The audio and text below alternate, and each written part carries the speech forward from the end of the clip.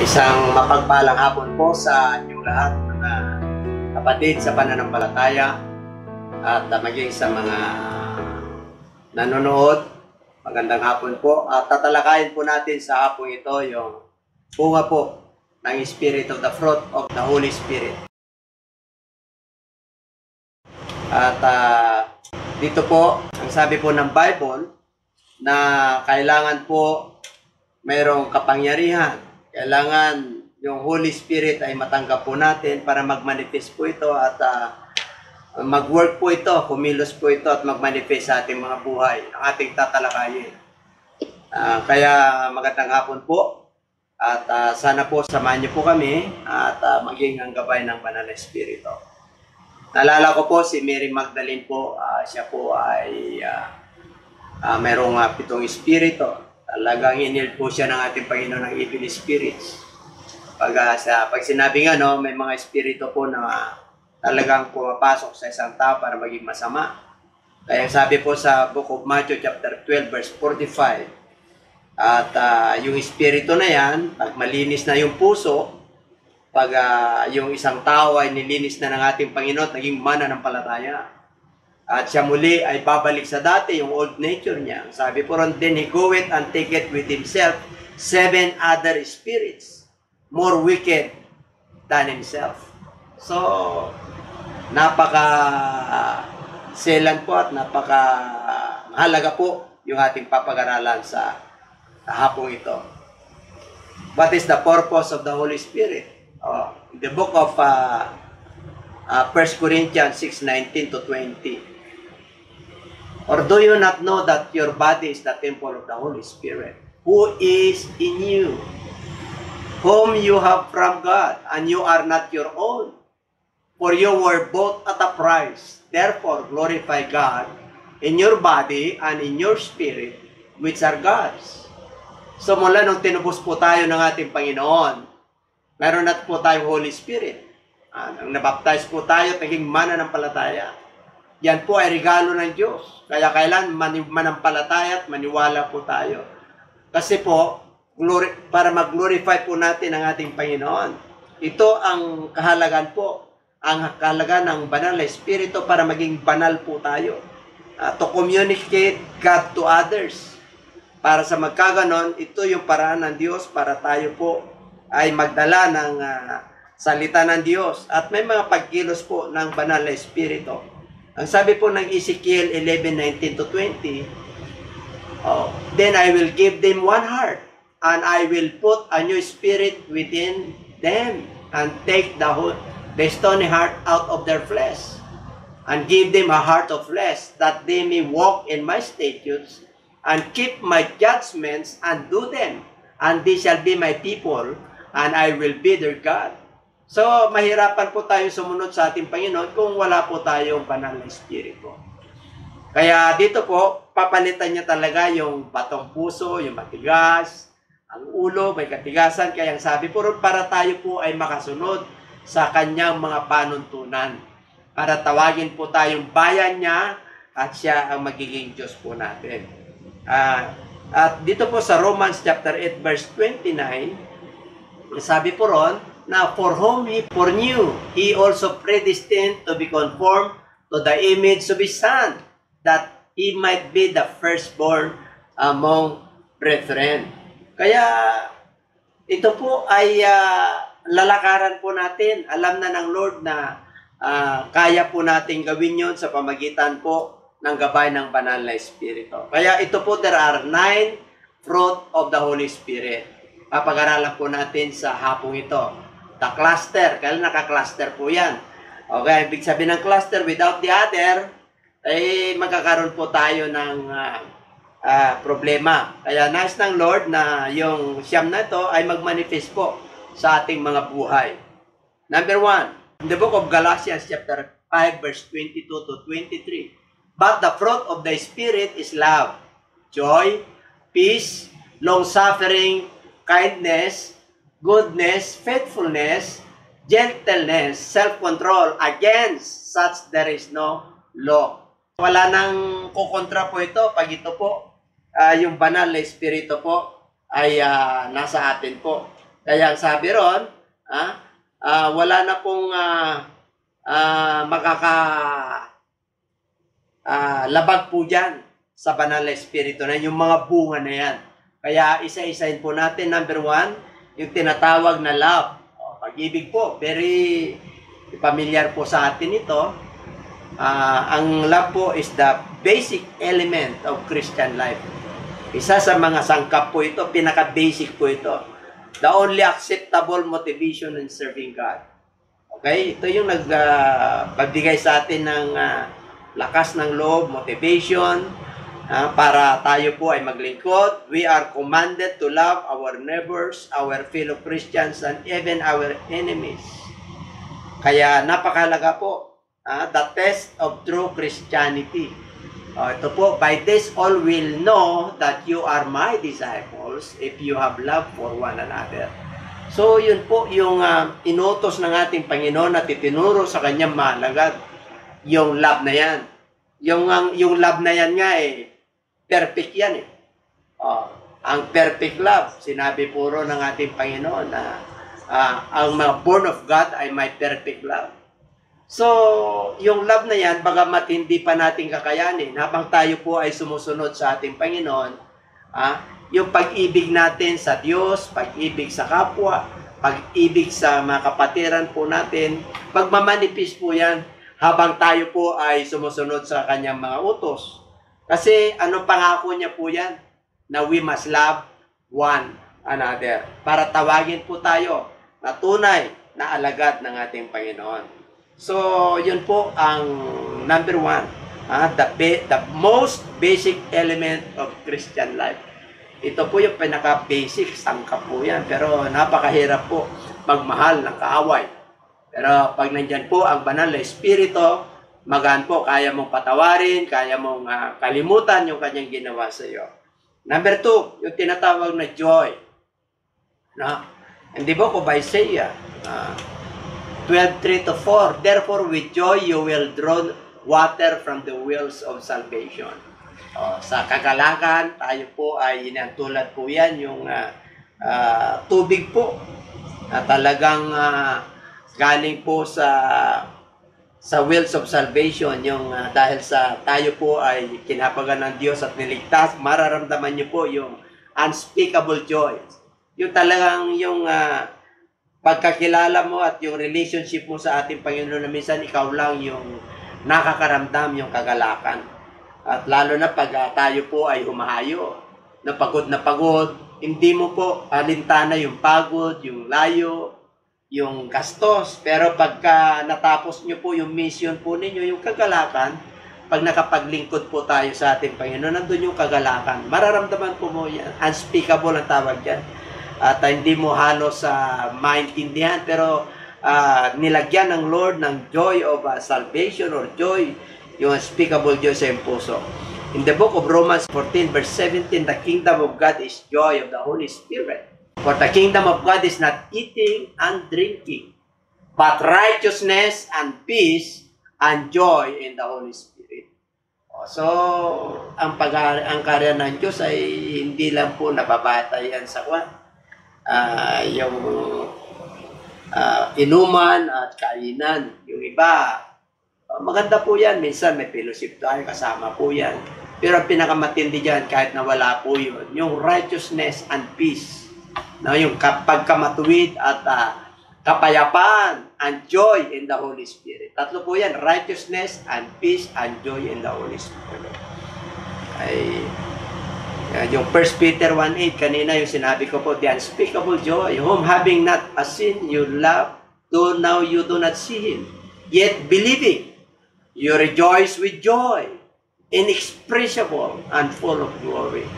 Hindi nga natin po nakita ang ating Panginoon, no?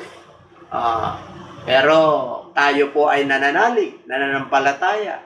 Kaya tayo po ay nagagalak, no? Ng inexpressible and full of glory. Kaya yan po yung joy na ninanais ng ating Panginoon. Number 3, yung tinatawag po na kapayapaan, peace.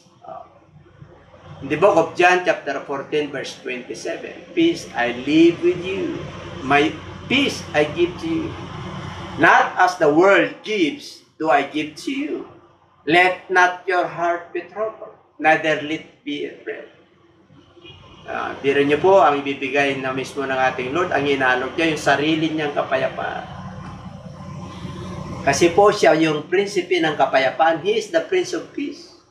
In the book of Isaiah, chapter 9, verse 6. Kaya pag ang ating Panginoon ay nasa ating mga puso, sa ating mga buhay, at sumusunod po tayo sa kanyang mga utos, ay ano po talaga, yung inner peace, na talagang kahit na sa kabila po ng mga trouble, yung mga pangyayari sa labas, ano po, biro nyo po, binigyan na tayo ng yung sarili niya, yung kapayapaan mismo na nanggagaling sa kanya. Kaya hindi ito yung binibigay ng mundo ito. Ang ibig po sabihin, mayroong pansamantalang kapayapaan na alok sa mundo ito. Ano yung mga bagay na pansamantala?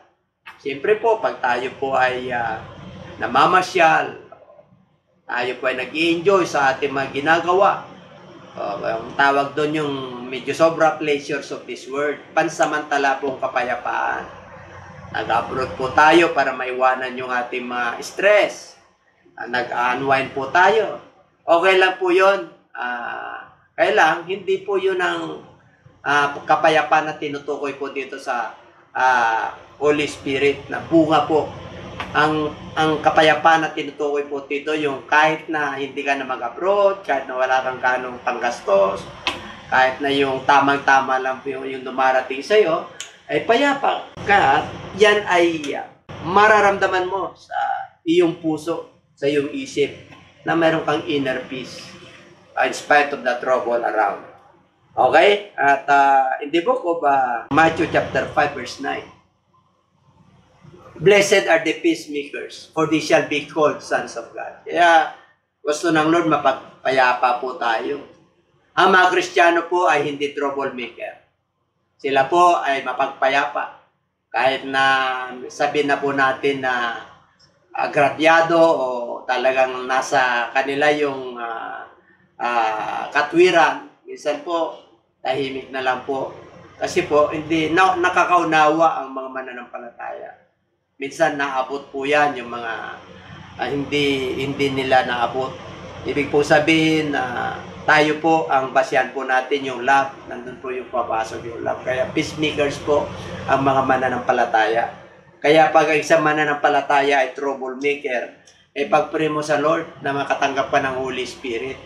Baka mamaya, kala mo may Holy Spirit ka na, wala kang kapayapaan pala, troublemaker. Ayaw ng Lord yun. Hebrew 12:14, ang sabi po ron na, pursue peace with all people.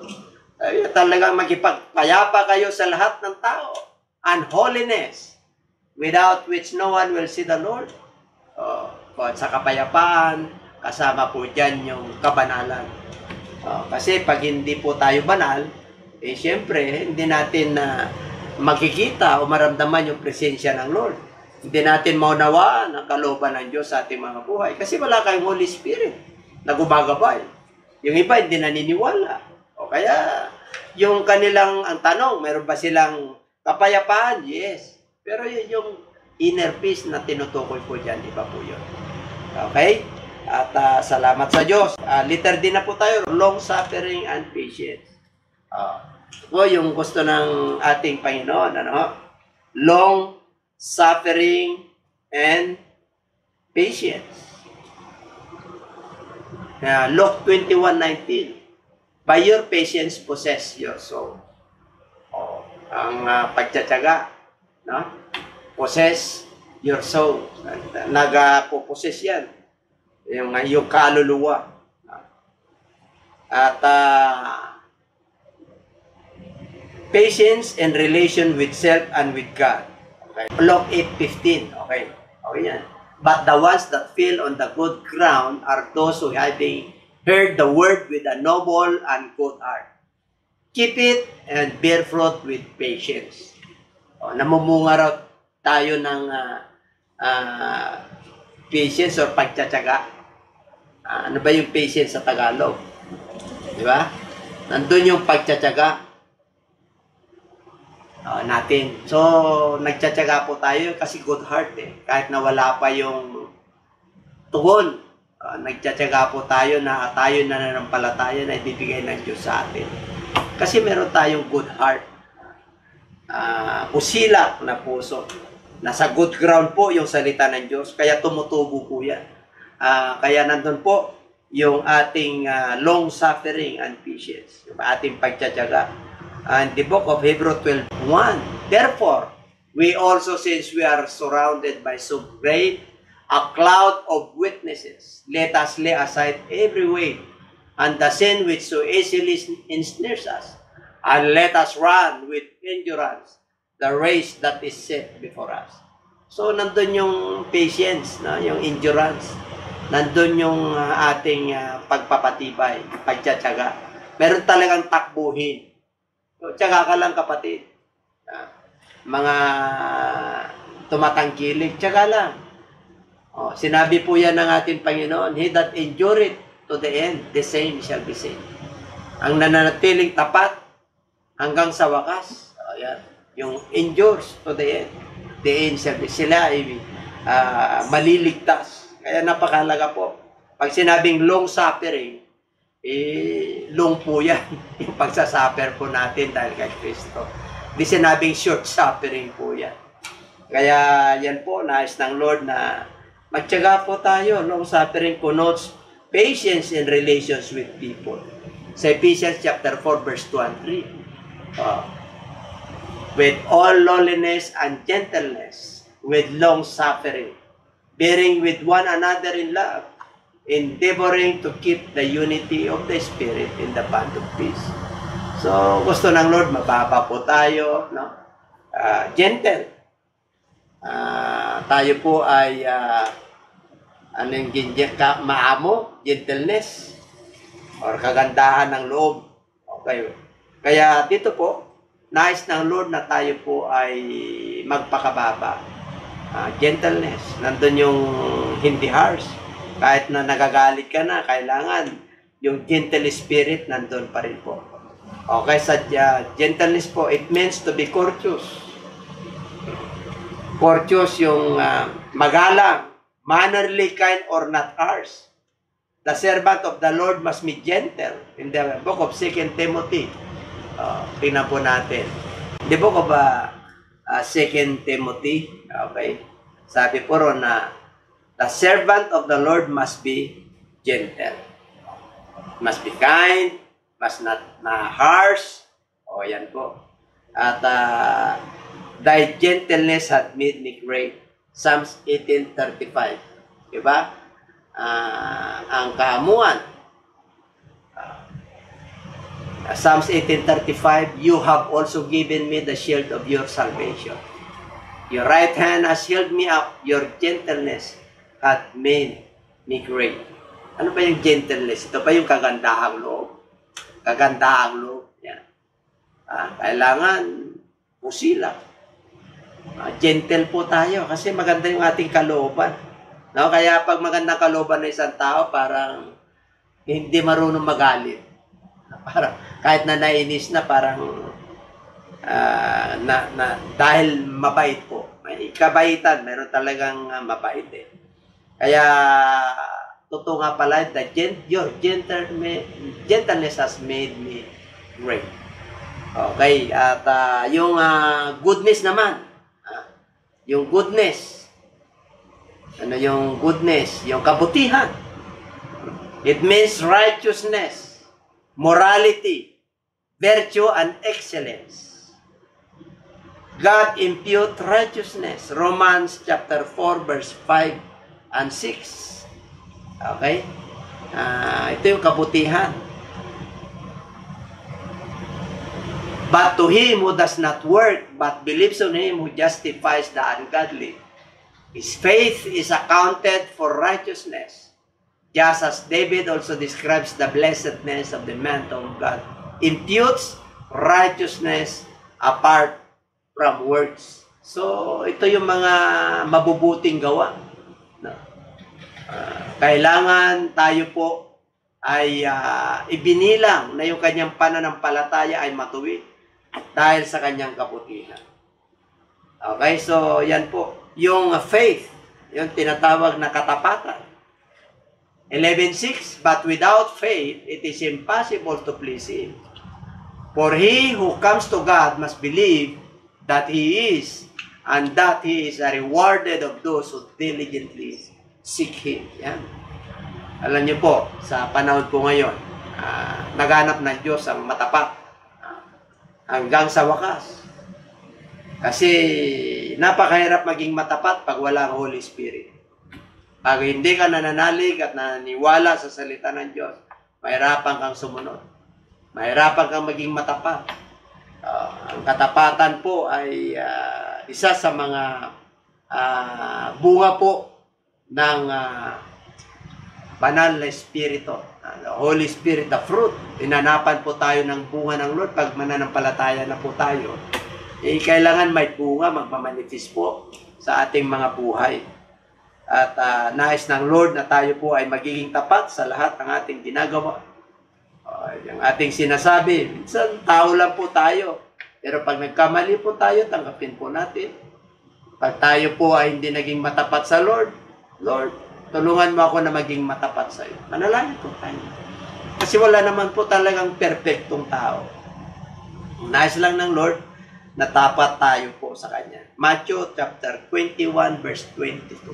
And whatever things you ask in prayer, believing, you will receive. Tingnan niyo po. Pag tayo po ay may pananampalataya, makakatanggap pa talaga. Yan yung mga bagay na pangako ng Diyos na hindi mo pa nakikita. Pero darating ang panahon dahil sa iyong pananalig, dahil sa iyong katapatan, dahil sa iyong pagsunod. Tiyak. Pag sinabing tiyak, I assuredly. Assurance po yan. Pagsalita ng Diyos, sigurado po. At totoo na mangyayari.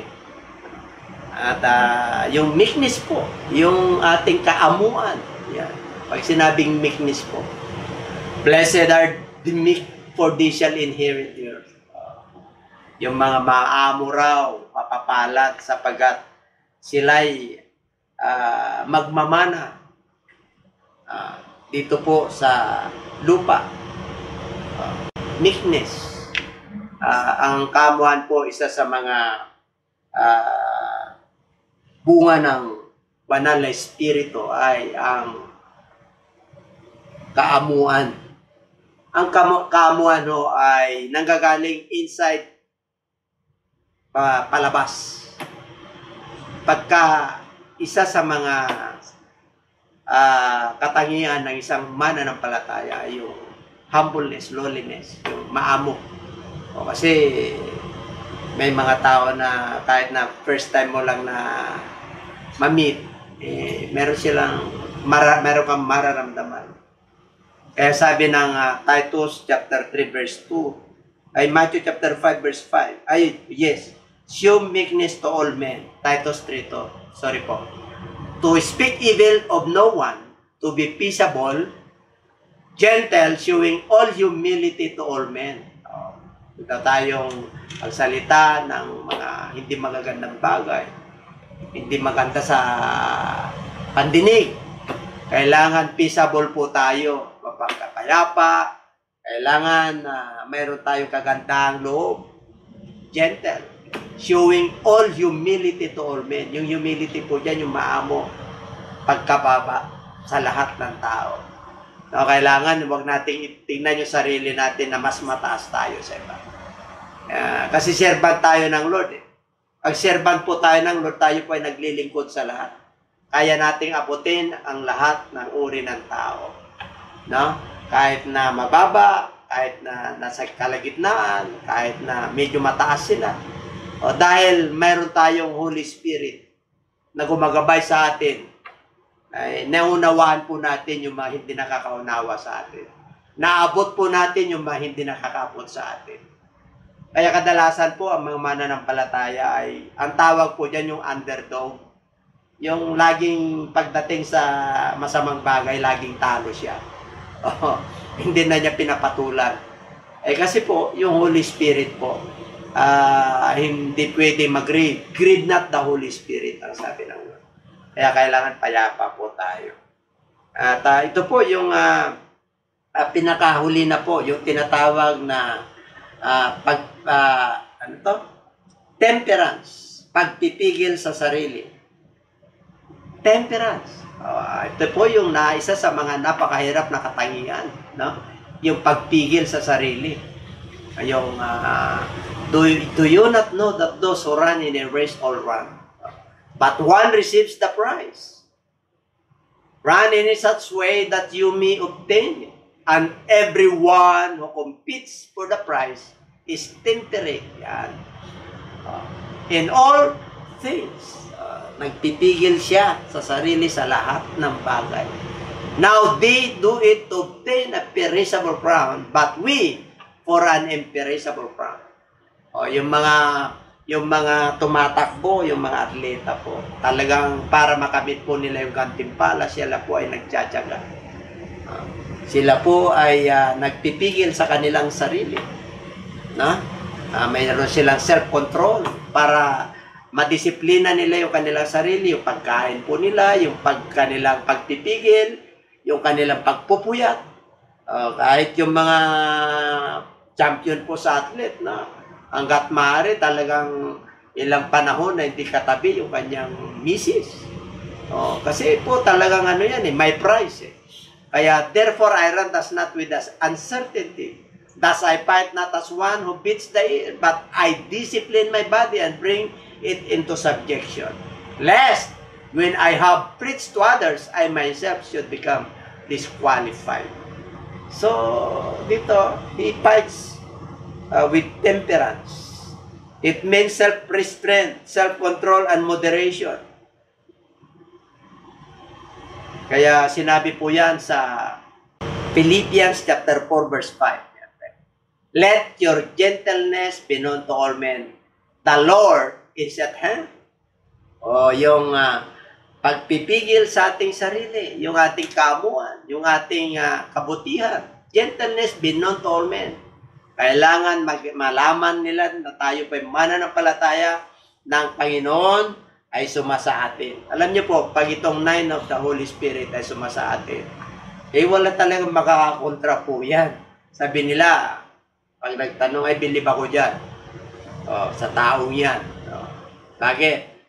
Sumasa kanya ba naman yung banal na Espiritu? Sumasa kanya ba naman yung Espiritu ng ating Panginoon? Hindi tayo perfect. May makahinaan po tayo. But we are going to perfection. Hindi tayo banal, but we are going to holiness. Sabi po ng Bible po yan, therefore, you must be holy. Because the Lord, God, our Father, is holy. You must be perfect. Because our God is perfect. Ibig sabihin, we're not perfect, we're not holy. Our God is holy, our God is perfect, but we are going to holiness and we are going to perfection. Ibig sabihin, habang tayo po ay lumalakad at nagmamanifest yung banal na Espiritu sa atin, yung mga bunga po, ayun po, nagiging banal po tayo sa harapan ng Lord. Maaari sa harapan ng tao, hindi. Pero sa harapan ng Diyos, tayo po ay ganap. Pag sinabing ganap, perfect. Because we are going to perfection. Habang sumusunod po tayo, habang tumatakbo tayo sa takbuhin ng kantimpala, yung crown of life na naghihintay po sa atin. Kaya yun ang gusto ng ating Panginoon. Kaya ito po ay bunga. This means it's a natural result of being filled with His Spirit. Its process is from inside to out. Kaya yung kalwatian at yung glory ng Lord, lumalabas po yan, nagmamanifest sa gawa po. At ang tawag po dyan, bunga ng banal na Espiritu. Kaya ang Christian life must be nourished continually in order to continually bear the fruit. This can happen to prayer, Word of God, and refreshing of the Holy Ghost. Kaya gusto ng ating Panginoon, yung fruit na yan, natural result of being filled with the Holy Spirit. Talagang pag sumusunod ka sa Lord, meron na po yan, yung love, joy, peace, temperance, self-control, gentleness, and meekness. Bunga po yan, magkakasama po yan. Pag sinabing cluster, without the other, hindi makaka-stand. may mapupuna yung mga unbeliever. Banal ka, may puspos ka ng Holy Spirit, pero pag nakitaan ka ng kahinaan, yun, magre-reflect po yun, may makikita po sila. Kasi nga, ilaw po tayo. Nag-iilaw po tayo, nagniningning. Pag may mga bunga na yan sa ating mga buhay, makikita po nila. It's just a natural result of being filled with the Holy Spirit. Kaya, Christian life must be nourished. Kailangan po tuloy-tuloy po yan. Pagbabasa ng Bible, pagkikinig, pananalangin, magsama-sama sa fellowshipping. Huwag niyo po kalimutan kahit na ganito po ang panahon, pandemic, not forsaking the assembly. 10:25 ng Book of Hebrew. Huwag nating kaligtaan ang pagtitipon po. Kahit na once a week na lang, kadalasan po online. Ang pinakamagandang paraan ngayon para sa pag-iingat po sa virus na ito. At purihin ang Diyos at sana po tayo po ay napagpala at sa darating na Sunday po, maganda po yung ating tatalakayin. Yung tinatawag na transformation. Sana po antabayanan nyo po yung ating online Sunday service. 9 o'clock po sa ating YouTube channel. At pagpalain po tayong lahat, tayo po'y manalangin at magpasalamat sa Diyos sa kanyang mga pagpapala na ating natamo. Purihin ka, dakilang Diyos, salamat po sa iyong gabay. Salamat po sa bunga ng banal na Espiritu. Salamat po, Panginoon, at hinanapan mo na kami ng bunga sapagkat panahon na kahit na sa panahon ngayon ay kailan mamunga po kami. Mamunga po kami ng pag-ibig, love, joy, peace, temperance, gentleness, long-suffering, self-control, faithfulness, and patience, Lord. At Panginoon, minsan, ito po yung may makahinaan po kami rito, Panginoon. Kaya, Lord, God, gabayan mo kami lagi. Yung aming kakulangan po, punuan mo, Panginoon. Sana po kami po ay laging magiging matatag po at matibay sa aming mga pananampalataya. Pagpalain mo po ang lahat ng mga viewers po namin. Pagpalain mo po ang mga kapatiran po namin. Na patuloy, O Diyos, na sila po ay sumusunod sa iyo. Tatan mo po sila at maging yung aming bansa patuloy po namin tinataas ay mapagpalang kamay. Ikaw po ang mag-ingat at mag-protect sa aming bansa at patuloy mo po itong ibigay ang pangangailangan ng bawat isa. Marami pong salamat. Pagpalain mo kami lahat. Ito po kami samot dalangin. Sa pangalan mo po, Panginoon Jesus. Amen.